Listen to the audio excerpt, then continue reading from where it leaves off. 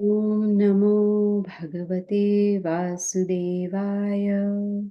Om Namo Bhagavate Vasudevaya. Om Namo Bhagavate Vasudevaya. Reading from Bhagavad Gita as it is, chapter number 4, which is Transcendental Knowledge. Text number 15. एवं ज्ञात्वा कृतं कर्म पूर्वैरपि मुमुक्षुभिः कुरु कर्मैव तस्मात् त्वं पूर्वैः पूर्वतरं कृतम्. Translation and purport by Srila Prabhupada. Srila Prabhupada ki jai. Recording in progress. All the liberated souls in ancient times acted with this understanding of my transcendental nature. Therefore, you should perform your duty following in their footsteps. Purport. Excuse me. There are two classes of men. Some of them are full of polluted material things within their hearts, and some of them are materially free. Krishna consciousness is equally beneficial for both of these persons. Those who are full of dirty things can take to the line of Krishna consciousness for a gradual cleansing process following the regulative principles of devotional service. Those who are already cleansed of the impurities may continue to act in the same Krishna consciousness so that others may follow their exemplary activities and thereby be benefited. Foolish persons or neophytes in Krishna consciousness often want to retire from activities without having knowledge of Krishna consciousness. Arjuna's desire to retire from activities on the battlefield was not approved by the Lord. One need only know how to act to retire from the activities of Krishna consciousness and to sit aloof, making a show of Krishna consciousness is less important than actually engaging in the field of activities for the sake of Krishna. Arjuna is here advised to act in Krishna consciousness, following in the footsteps of the Lord's previous disciples, such as the sun god Vivaswan, as mentioned hereinbefore.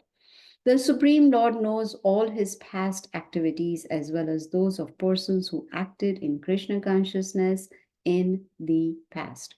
Therefore, he recommends the acts of the sun god who learned this art from the Lord some millions of years before. All such students of Lord Krishna are mentioned here as past liberated persons engaged in the discharge of duties allotted by Krishna. Om Agyanatimirandasya Gyananjana Shalakaya Chakshur Unmilitamina Tasmai Shri Gurave Namaha. Translation once again. All the liberated souls in ancient times acted with this understanding of my transcendental nature. Therefore, you should perform your duty following in their footsteps. So, once again, a very important verse. We will cover till verse number 21 today. So, here, this verse that we read just now is actually giving us a formula how to lead a life which is karma free, which means no more karma, because whatever actions we perform, they are going to be reactions, either good or bad. And both are not needed, actually, both are not necessary. If we engage in activities which are going to give reactions, either good or bad, then we will still remain entangled in this material world.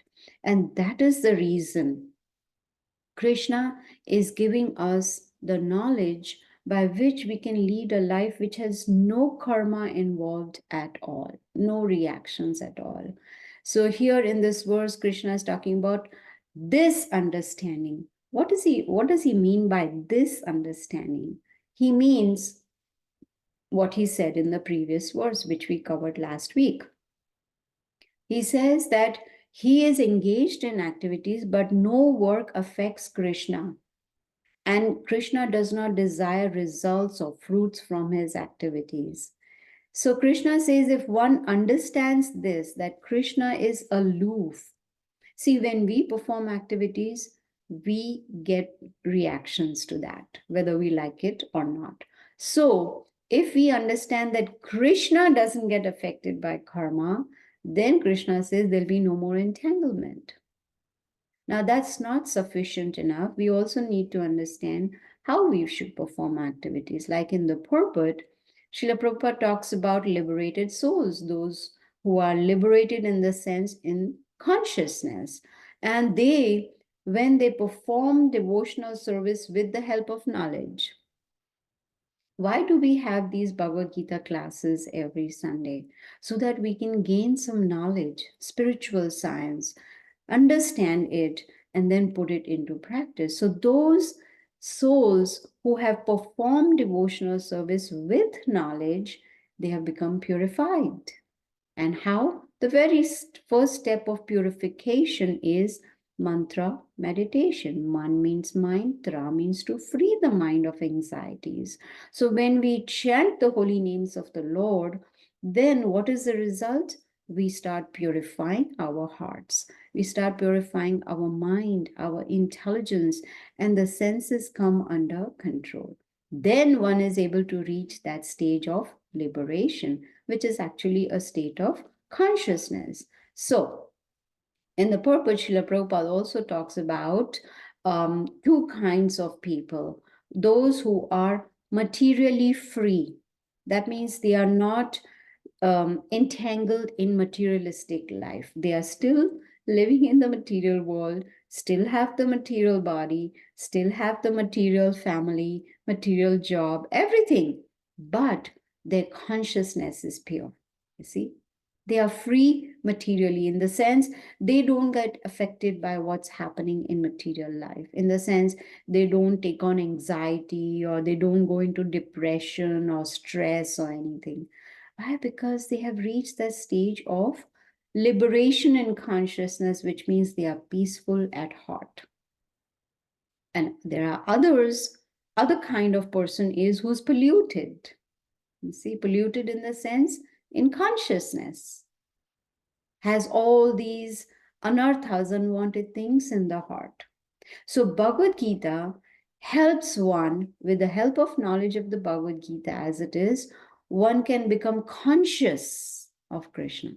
That is why so many times in the purport, Srila Prabhupada talks about Krishna consciousness, which means we become conscious of the Supreme Lord Krishna. And so this knowledge is helpful for both. Those who are polluted and those who are liberated, it's helpful for both. Why? Because this helps in the cleansing process, which is also a gradual process.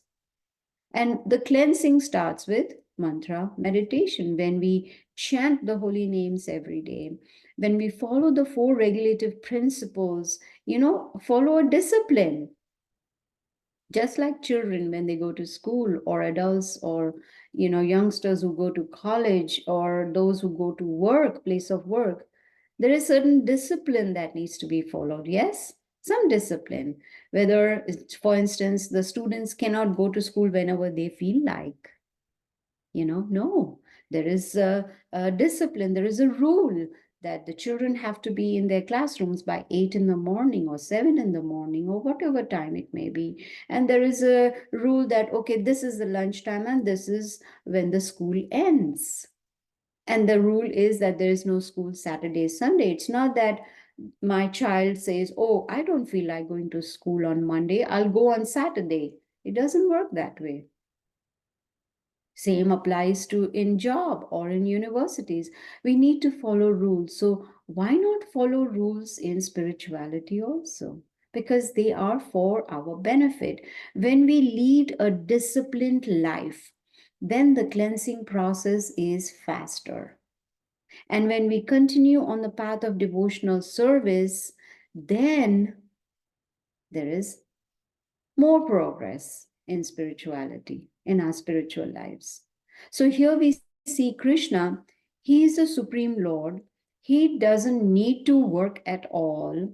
Everything works under his direction, and yet he performs work. For instance, when he came 5,000 years ago, he came as a cowherd boy and he used to tend the cows. There was no need for him to do that. He did that. He was the king of Dwarka. He ruled the kingdom of Dwarka. There was no need, but he did that to set an example. So, what do we learn from this verse? That we cannot give up work. Just like Arjuna, he was on the battlefield of Kurukshetra and he didn't want to fight, even though it was his prescribed duty. He was a soldier, he was a warrior, and his prescribed duty was to fight in the war. But he wanted to retire. He wanted to go to the mountains and, just meditate. So Krishna was trying to explain to him that you must perform your prescribed duty, but do it in a certain consciousness, which means you fight this war because I wanted, because it was Krishna's desire. In other words, we should perform our activities with the consciousness that I am doing this for the pleasure of the Lord. And whatever fruits I will receive from my work, whatever I do, I'm going to engage it in spiritual activities. You see, Prabhupada explains in the purport that we cannot sit idle. Idle mind is devil's workshop. We cannot sit idle. Even our body cannot sit idle. We need to get up, we need to walk, then we sit, then we eat, then we sleep. The body also cannot sit idle. And the mind, definitely it's not a good idea to let the mind sleep idle. I mean, sit idle. No. So it's very, very important that we understand the advice that Krishna is giving to Arjuna, that you do your prescribed duty, but you do it in the right consciousness. That is very, very important. You see, it is all a matter of our mind, controlling our mind. But if the intelligence is not sharpened with the help of knowledge, intelligence will not be able to guide the mind. And then the mind, if it is uncontrolled, cannot control the senses. So again, discipline is very, very important. So in the very next verse of this chapter, which is verse number 16, excuse me, Krishna is telling Arjuna, even the intelligent are bewildered in determining what is action and what is inaction. Now I shall explain to you what action is, knowing which you shall be liberated from all misfortune. So you see, if you want to be fortunate, here is again the formula how to be fortunate. So Krishna is telling Arjuna that the process of liberation from misfortune is this: what you do. What do? Is you try to follow a teacher, a guide, just like our children need a teacher in school, in college. We need guidance even in our job, or whatever field of activities that we perform in. We need bona fide guidance, and that guidance should be from authorized person. Just like if I say, I tell all of you that I have opened a school in my backyard. Would any of you send your children to my backyard to study? Absolutely not. Why? Because I am not connected to the Board of Education. My school is not authorized by the Board of Education. So similarly, it's very important to hear the spiritual science from parampara, from the authorized bona fide disciplic succession. And that is what Krishna explained to us in the beginning of this chapter 4. Imam vivasvati yogam pruktavan aham avyayam. He said, I gave this knowledge first to Sun God Vivaswan. So the Supreme Lord has given this knowledge and it is coming down evam parampara praptam. It's coming down in the disciplic succession till number 32 is Srila Prabhupada, who has given us this Bhagavad Gita as it is. So it's important to take this knowledge in disciplic succession. Otherwise, Krishna tells in the verse, even the intelligent will get bewildered. Unfortunately, in the material world, intelligence is measured by academic knowledge, like how many degrees do you have, or what is your IQ, etc. But whereas spirituality is concerned, that is now how we gauge it. This is not the way to measure. You see, Bhagavad Gita is actually a book of dharma, you can say. What is dharma? Dharma is laws of God, laws given by Krishna. Just as I always say, I cannot manufacture the state laws. Similarly, we cannot manufacture laws of God. In the purport of this verse that I just read, Srila Prabhupada talks about great personalities, Mahajana. Maha means great, great personalities. So there are 12 great personalities that are mentioned in the scriptures, in the Vedas. Swayambhu Narada Shambhu Kumara Kapila Manu Prahlada Janaka Bhishma Bali Vyasiki Vayam. These are the 12 Mahajanas, the great personalities, and we can take knowledge from them. We can get knowledge from them from Srimad Bhagavatam. So it's important to receive this knowledge in strict disciplic succession. Then Krishna says we will understand the difference between action and inaction. Action means doing something. Inaction means sitting idle. But when we perform actions in consciousness of Krishna, then there is no reaction. And then, even though we are working, it'll be considered as inaction because it has no reactions. But for that, we need guidance from bona fide authorities. We need to follow the acharyas, the teachers in the parampara. See, if you open the Bhagavad Gita as it is, and you go towards the end of introduction, the very last page of introduction, you will see a list of parampara, the acharyas, the teachers who are coming down from Krishna himself. Krishna spoke it to Brahma, Brahma spoke it to Narada, Narada spoke it to Vyasa. You see, like that, it's coming down. And what is the importance of this parampara, this disciplic succession? The importance is that the authenticity of the data is maintained, which means there are no changes. That's why this Bhagavad Gita is called as it is.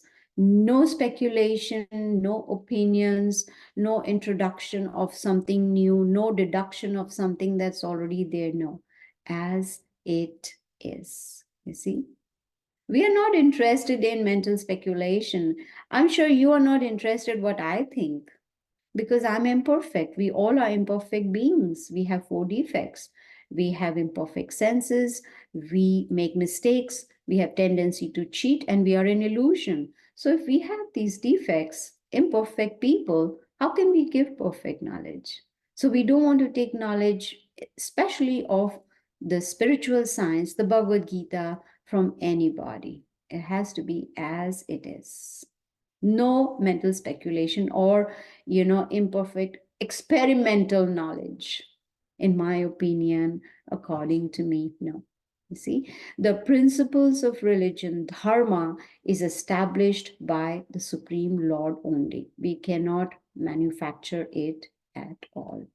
Now, in verse number 17, very, very important.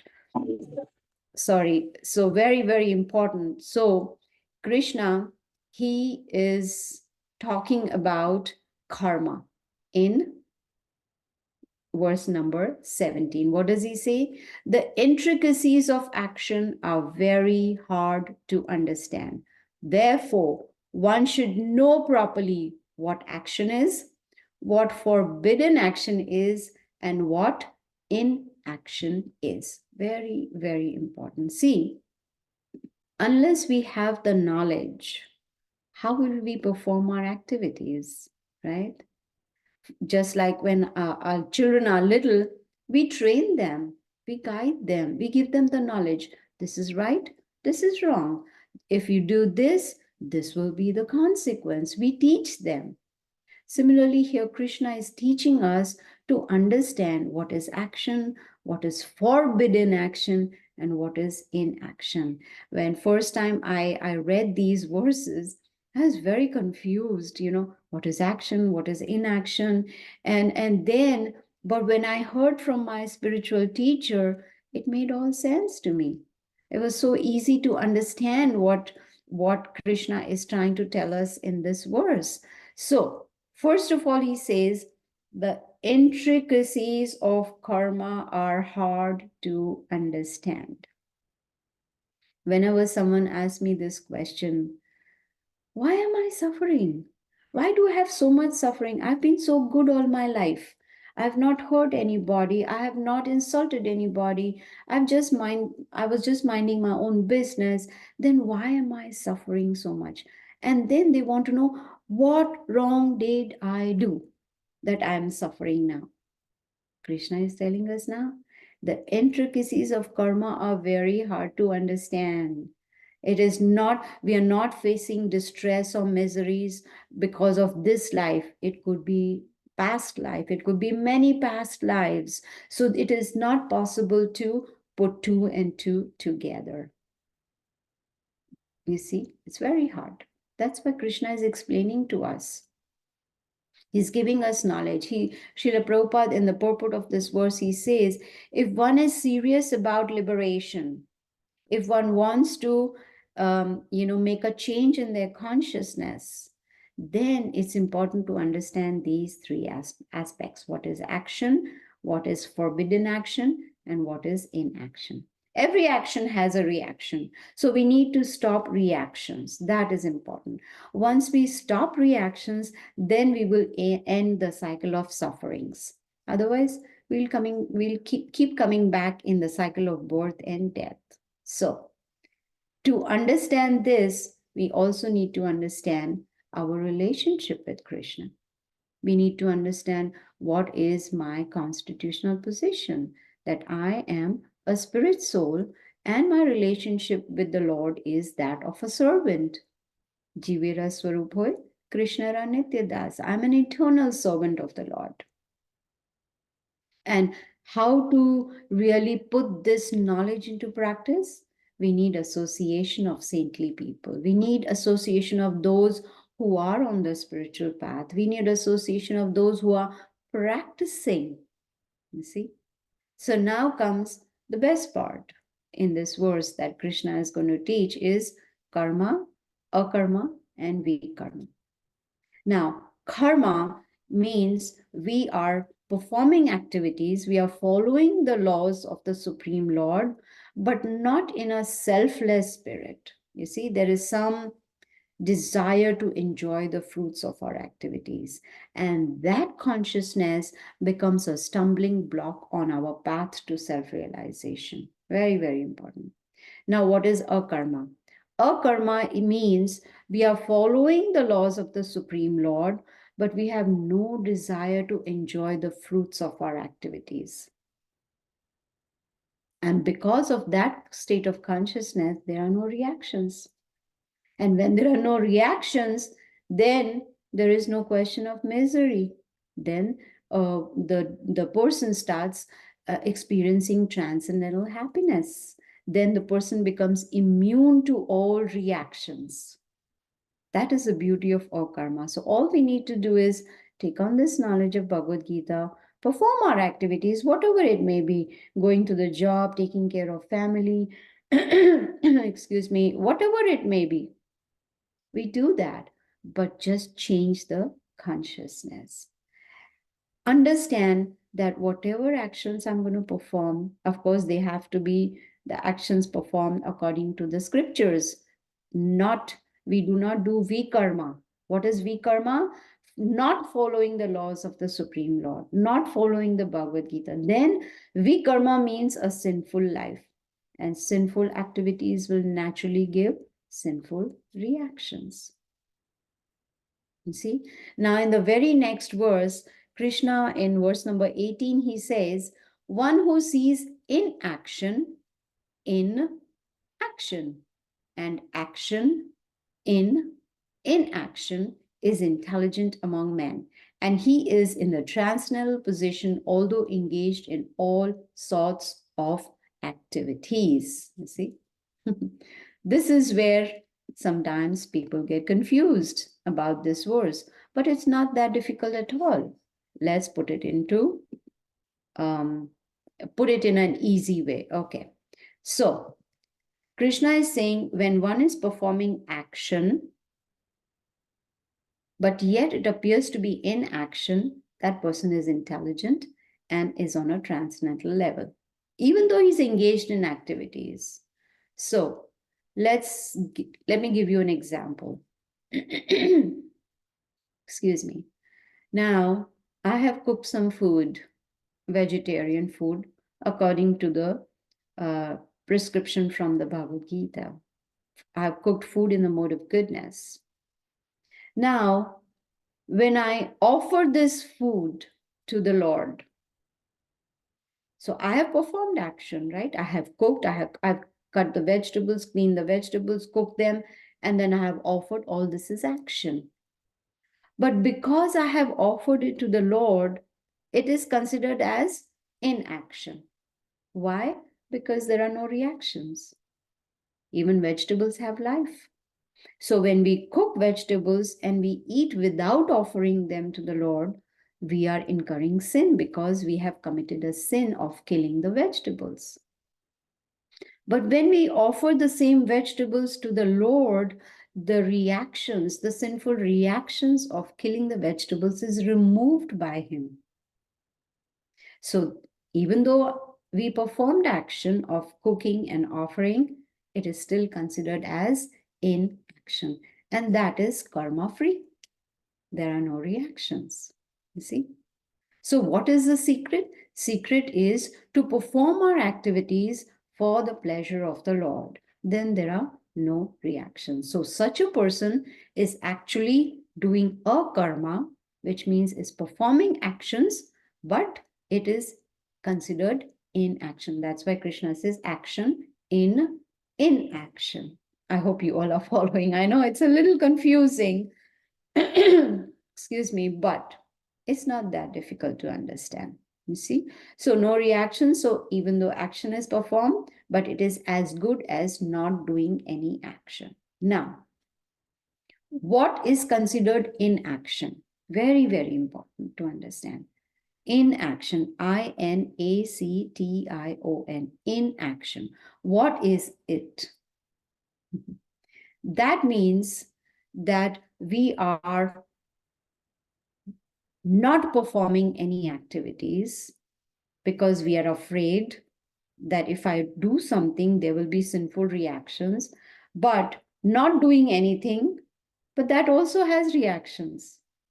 So inaction, inaction. You see, action, inaction. So these are two different aspects. So first we already covered action in inaction. Now let us see that when a person is not performing any activities, thinking, let me go to the Himalayas, let me go to the forest or to the mountains, I don't want to do any activities. But we are still committing sinful activities and incurring sinful reactions. How? Simple. When we breathe, we are killing so many organisms, so many of them while breathing. That is sinful. Even though not doing any activity, just sitting and breathing. Or when we are walking, we are stepping on so many living entities, we are killing them. So all those reactions are being accrued. They all are, coming in our, just like we have a bank balance, our sinful balance, it's all getting deposited in there. So one should not give up actions, just like Arjuna was trying to run away from the battle. He wanted to remain in inaction, no action at all. He didn't want to perform any activities. But yet, when we do that, we are still liable for reactions. And this happens when there is no transcendental knowledge. So, if we notice, let's say I've been asked to be in a dark room. It's all enclosed, the whole room is closed, the door is closed, windows are closed, it's dark, and there is a chair. I've been asked to sit there. How long can I sit? I cannot be idle.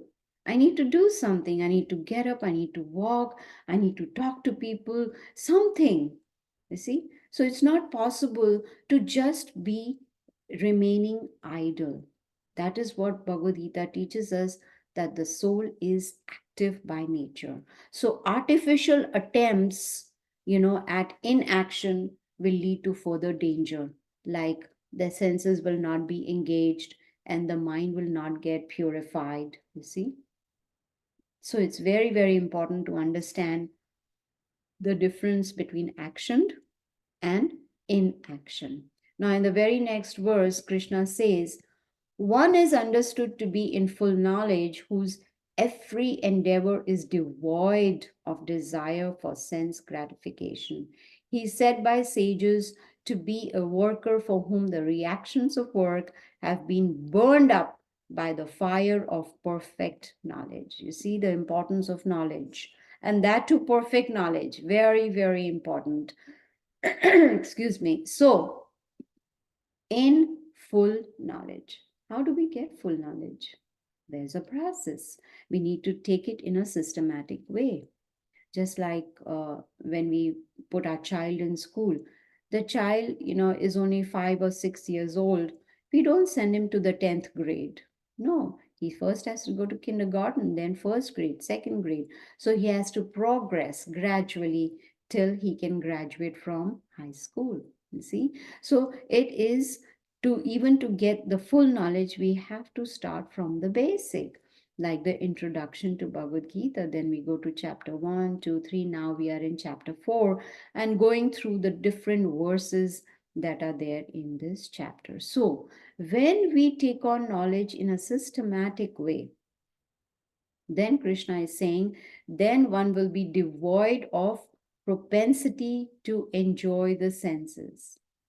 You see, we have been trying to enjoy our senses since many, many births. Even in this life, we have tried so much. I want to see this, I want to eat this, I want to smell this, I want to touch this. All different senses we are trying to enjoy, enjoy, enjoy. But somehow we end up being dissatisfied. Why?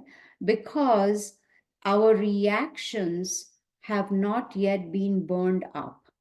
So this verse is, Krishna is telling Arjuna that when we take on full knowledge, then the propensity to enjoy will be gone. Why? Because the reactions are all burned up by perfect knowledge. And as I explained earlier, we are imperfect beings, so we cannot give perfect knowledge. So we should not speculate about spirituality. We should not speculate, oh, in my opinion, this is God, or that is God, or in my opinion, this is a path for self realization. No speculation. Perfect knowledge comes from perfect source. So, knowledge, how does it burn up reactions? The way it does is it works as fire. Just like fire burns the wood, similarly, the knowledge burns up our past reactions. You see? So, knowledge is very, very important. It not only burns up, but it also helps us to purify, because then we understand the basic questions of life. What are those? Those who are intelligent, they inquire. Atatho Brahma Jigyasa. They inquire, who am I? Why have I come to this material world? Why am I suffering? Where do I go from here? Right? Many times I give this example that I pick up my car keys and I tell my husband I'm going. So his question will be, where? And I say, I don't know. I'm just going. I'm just going to drive. That would be ridiculous. An intelligent person knows I am here and this is the place where I want to go. So then the person puts in that address in GPS and then reaches the destination. So Bhagavad Gita is our GPS. It's telling us where we are. We are in this material world. And it's telling us what's our goal, the spiritual world, and how to get there. So you see, when with the help of knowledge, when the reactions are burned up and then the propensity to enjoy is gone, then a person is very satisfied. But if a person does not take on knowledge, is wanting to satisfy senses life after life after life and still unsatisfied and still yearning for more and more, it's like adding fuel to the fire. It's going to burn more and more.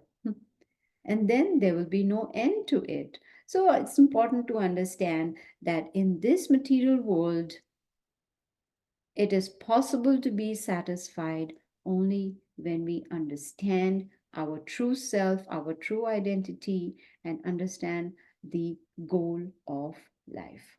You see, so here Krishna is talking about taking on full knowledge, not little bit here and there. Isn't there a phrase which says little knowledge is dangerous? It's important to have full knowledge. And that is what we try to do on Sundays, where we try to understand from Bhagavad Gita how we can lead this human form of life, because Bhagavad Gita is our owner's manual. So the reactions, when they stop, that is when a person will feel peace in heart. So when we hear Bhagavad Gita, we need to put it into practice. And the first step is mantra meditation. Now, in the very next verse, which is verse number 20, Krishna says, abandoning all attachment to the results of his activities, ever satisfied and independent, he performs no fruitive action, although engaged in all kinds of undertakings. You see again here, Krishna is not saying to give up work. He's not saying don't do your prescribed duty. He's giving us a perfect situation, a karma-free work. The first thing he says is be detached to the results of activities. You see, that is where the problem comes. When we are very attached to what we are doing and more attached to the fruits of our activities. No. Just be satisfied in all situations and not work to enjoy the fruits and then still keep working. And no, we should work, do our prescribed duty. We should work, do our job, whatever it may be, do to the best of our ability, but do not crave for enjoying the results. So, how does that work? Just changing our state of consciousness. That's all. That's all it takes. Just change the consciousness with the help of knowledge. And it becomes easier to change the consciousness when we chant the holy names of the Lord every day. Hare Krishna, Krishna Krishna, Hare Hare, Hare Ram, Ram Ram, Hare. When we chant the holy names, when we chant this mantra, it becomes a meditation, and that helps us to purify our heart, our mind, our intelligence, our senses. And then we understand how to lead a karma free life, not be attached to the results, do our prescribed duty to the best ability, and remain unattached. If we are not, then there's going to be bondage. You see, we should not give up work because we are afraid of reactions. No, reactions will come anyway, like I explained to you. Even though a person is not performing any action, it's inaction, but still there is action in that. Why?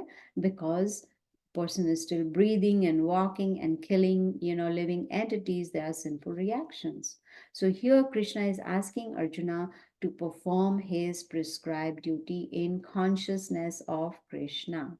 So the last verse for today we take is 21. Such a man of understanding acts with mind and intelligence perfectly controlled, gives up all sense of proprietorship over his possessions, and acts only for the bare necessities of life. Thus, working, he's not affected by sinful reactions. You see the formula for karma free life. which means the first thing we need to do is give up sense of proprietorship. This is mine, that is mine, this belongs to me, that belongs to me, that proprietorship. You see, everything belongs to Krishna. We came empty handed in this world and we will leave empty handed. There's nothing that belongs to us. So give up the sense of proprietorship over our possessions and lead a life with bare necessities, simple living, high thinking. Simple living means not try to complicate our lives, material lives. I want this also and that. Just bare necessities is sufficient, you see. So Krishna is saying when the mind and intelligence are perfectly controlled, then one will be able to lead a life without any sinful reactions. Now, how do we control the mind and intelligence? We need training, we need guidance. Just like in any sphere of life, we need a teacher.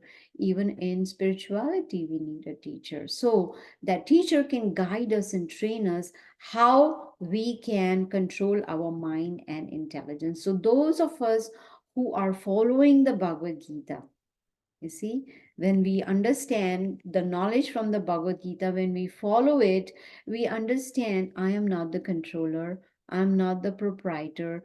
Krishna, the Supreme Lord, is the proprietor and the controller, and I'm just his servant. So, just like Prabhupada gives an example of the hand is part of the body. The hand cannot think I am all in all. The hand moves because the whole body is there, right? There is soul in the body. So the hand is moving. On its own, the hand cannot move, right? It is the endeavor of the whole body. So we need to understand that we should perform our actions in consciousness of Krishna. Dovetail all our activities, keeping his supreme desire in mind. Of course, we have to work, we have to keep the body and soul together, like Prabhupada says. We need to remain fit so that we can perform devotional service, but we need to understand what is my prescribed duty. Then we will be able to lead a karma free life.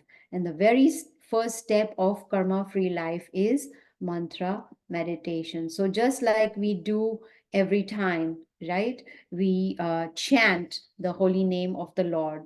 So, it's my humble request that you also please chant with me. We'll just chant this Maha Mantra 10 times. Of course, there are 108 beads in this mala, but we'll just chant 10 times. But please chant every every day without fail, as much as possible. Okay, so we'll just chant 10 times the Maha Mantra. Hare Krishna, Krishna Krishna, Hare Hare, Hare Ram, Ram Ram, Hare Hare. Hare Krishna, Krishna Krishna, Hare Hare, Hare Ram, Ram Ram, Hare Hare. Hare Krishna, Krishna Krishna, Hare Hare, Hare Ram, Ram Ram, Hare Hare. Hare Krishna, Krishna Krishna, Hare Hare, Hare Ram, Ram Ram, Hare Hare. Hare Krishna, Krishna Krishna, Hare Hare, Hare Ram, Ram Ram, Hare Hare. Hare Krishna, Krishna Krishna, Hare Hare, Hare Ram, Ram Ram, Hare Hare. Hare Krishna, Krishna Krishna, Hare Hare, Hare Ram, Ram Ram, Hare Hare. Hare Krishna, Krishna Krishna, Hare Hare, Hare Ram, Ram Ram, Hare Hare. Hare Krishna, Krishna Krishna, Hare Hare, Hare Ram, Ram Ram, Hare Hare. Hare Krishna, Krishna Krishna, Hare Hare, Hare Ram, Ram Ram, Hare Hare. So you see, it's very, very simple. So if you're chanting every day, please continue. If you're not, please start chanting. So we will stop the class now. If anyone has any questions or comments.